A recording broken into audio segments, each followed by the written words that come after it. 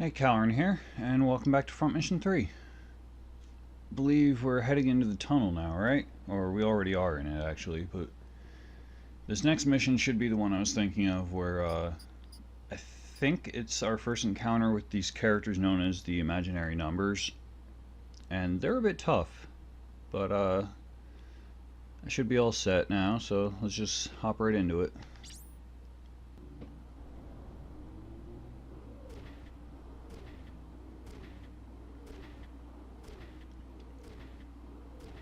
And that pillar is not attached to the ground. Or is there like a platform between that and the other part of the ground? Anyway, we've almost reached the exit. What's that? It's pretty. It's an observation window. You can see the sea. What the?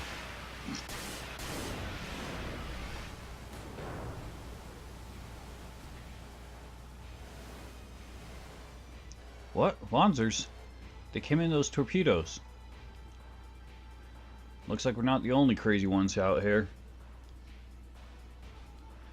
This is Griffith. We found the target. Capture your target above all else.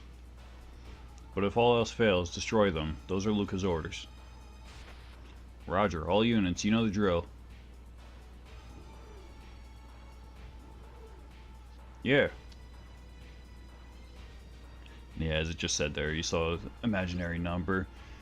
The significance of these characters will come to light in the story at some point. I forget exactly how far in you find out about them, but there's the imaginary numbers, and then there's another set of characters known as real numbers.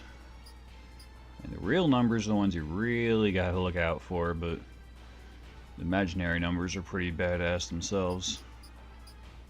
So they're ones that actually have like multiple like good battle skills and use them frequently, and generally have pretty good Wanzer parts to begin with. And of course I can't see what they're using, so I guess I'll probably just go with the usual setup.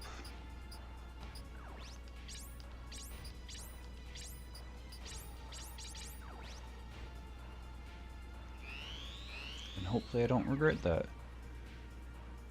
I'm sure most of them are using like machine guns and stuff. I think there's like 2 gunners and 2 melee. Alright, yeah, you got 2 shotgun, one's anti-piercing, one's anti-impact. Shotgun, shotgun, and again, impact and piercing. Do they have anything else?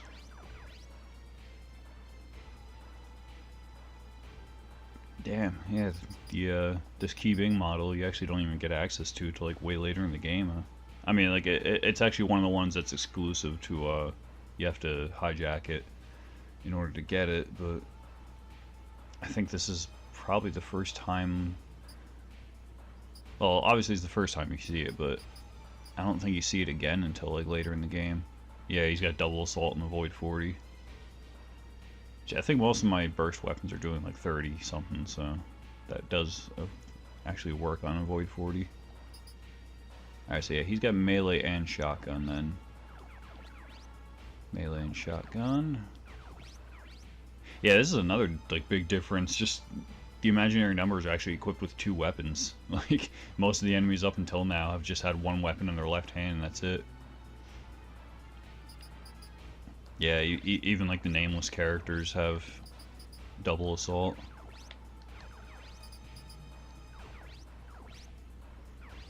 Alright, so in general I should have just had anti-impact on everyone like I already had before I changed it. Damn it. Alright, well, hopefully I can manage to get one of them to surrender, but I don't even remember for a fact if I can actually get them to surrender. Because there are certain types of enemies that will not surrender no matter what you do with them.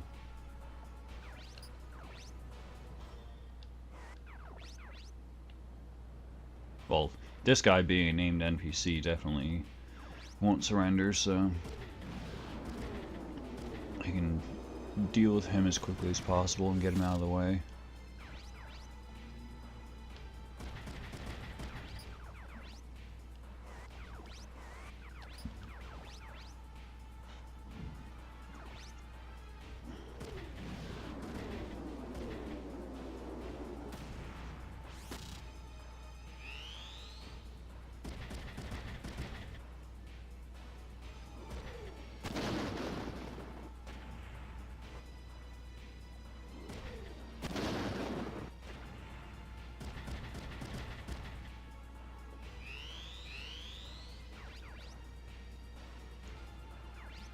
course, this is the anti-piercing one.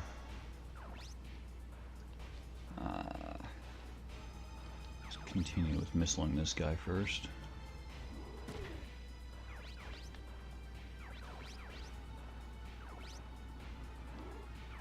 Ooh, ejected. Shit. If only I had someone close enough to actually take his frickin' wanzer. I didn't even consider actually ejecting him.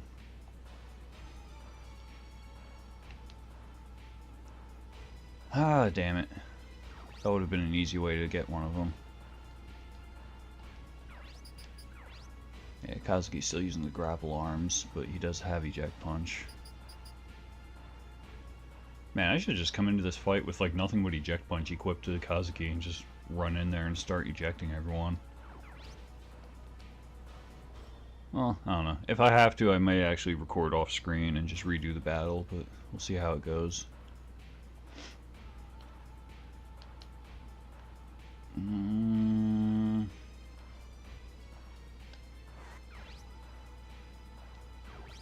Yeah, I'm just gonna move Kazuki up a little bit. Get Ryogo right behind him. Chances are that enemy's just gonna dash forward next turn and attack. Yeah, this is another thing, like imaginary numbers actually bother like destroying obstacles if they're in their way of what they want to do. This guy's anti-piercing, so I'm not going to be able to do shit for damage. Oh my god, double assault right off the bat. Well, at least Kazuki's got anti-impact. Double punch one.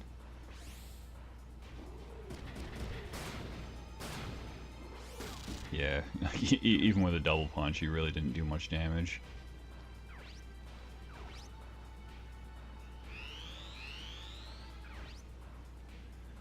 And of course, because he's got a shotgun, that allows him to counterattack, so...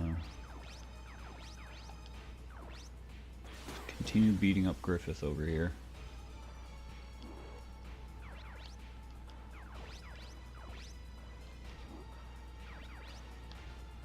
We'll get Ryogo to attack first and draw the counterattack.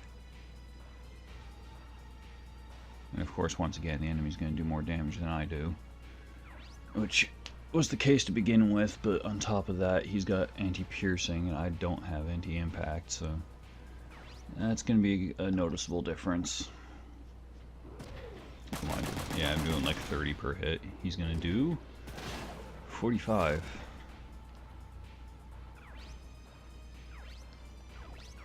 Alright, now he's not able to counter at least. Tackle 2. Of course he hit the body, jerk.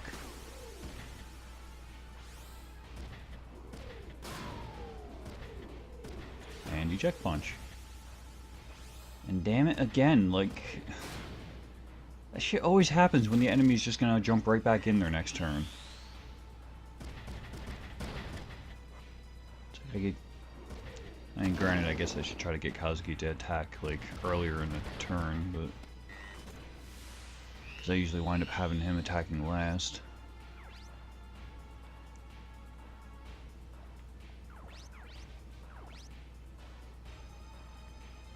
Alright, well I think I'm probably just gonna have Ryogo kill that guy then.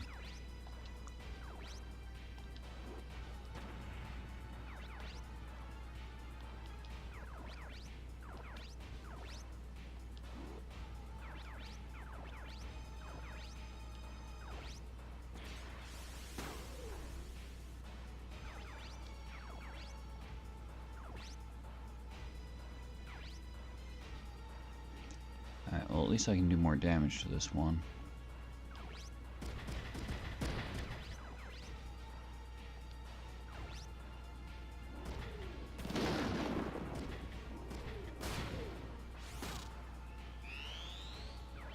Oh shit, Griffith's actually surrendering?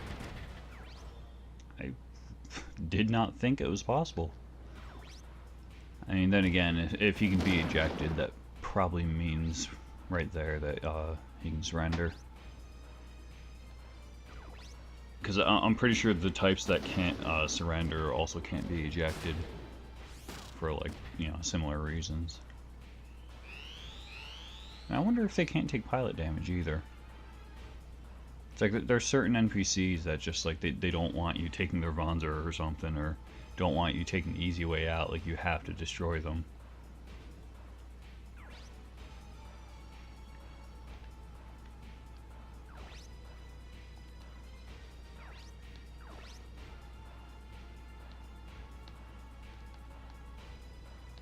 Alright, well Dennis does have the weaker missile skill. And then he's also got the rifle actually. So I could always just take like a really bad shot with the rifle.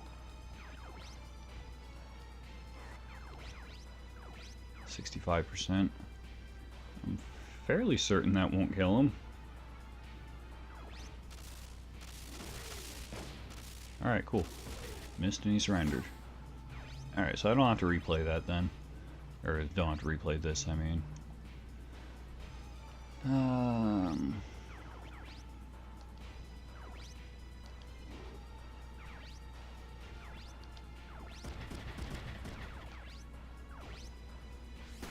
Nice.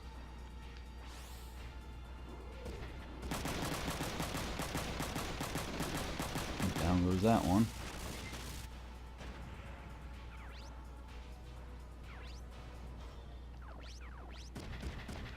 And he's gonna counter, but whatever.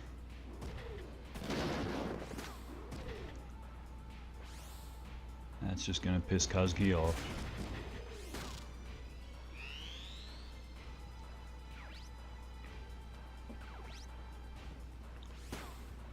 Guard body, so.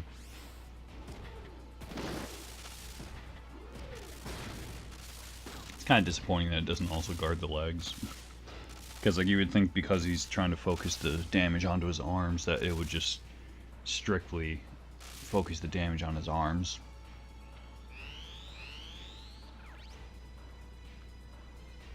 Because if you did that, then you could have prevented his legs from getting broken, but not like he needs to move anywhere right now anyway.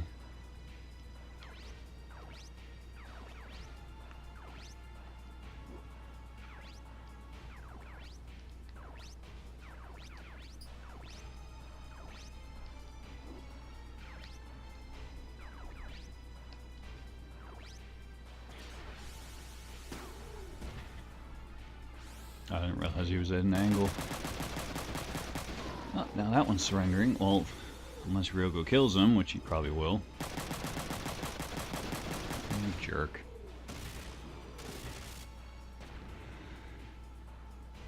Stop being so damn efficient, Ryogo.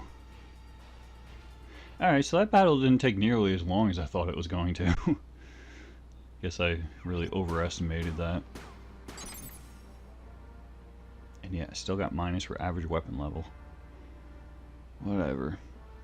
So I got a keybang at least.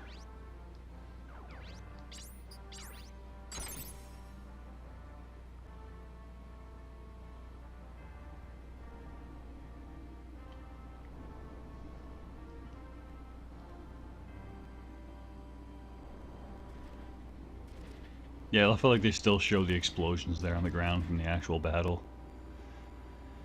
These weren't normal Chang Li soldiers. Were they special forces? These guys give me the creeps. It felt like I was fighting a machine. They fought just like Lukov. Damn it, Lukov's probably already in Dahanzong. Alright, got away after all. Don't give up yet. We'll go to Dahanzong and pursue him. Sorry, kind of a brain fart there. That's right smack in the middle of enemy territory.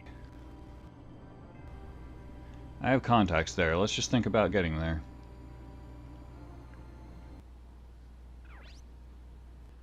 Alright, well, now that we got a new Wanzer type, I suppose I can throw in some trivia, especially since the episode's pretty short, so. We got the Keybing 0 here, or the Keybing type 0. It's actually a Chinese name that apparently translates to Wonderful Soldier, and then type 0, of course. If anyone knows better and wants to correct me on that, feel free. It's just what I looked up. But it's exclusive to Front Mission 3, and it's only in Emma's route here. So if I was playing Alyssa's route, you wouldn't even see this. but it's generally considered like a striker or melee type, and can also be used as like an assault type. So basically, exactly as they were using it, they had melee and shotgun.